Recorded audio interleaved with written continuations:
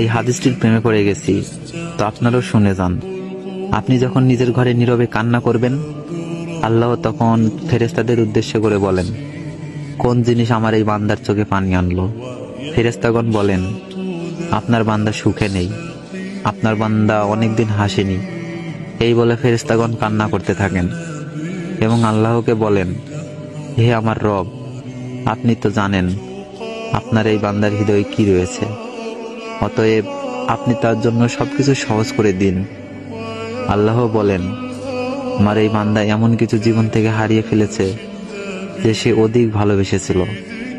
অতএব আল্লাহ বলেন, আমি শপথ করছি, আমার বান্দা যা তার জীবন থেকে হারিয়েছে তার চেয়ে উত্তম জিনিস আমি তাকে এনে দিব, যা দেখে দুনিয়া ও আখিরাতে সবাই বিস্মিত হবে।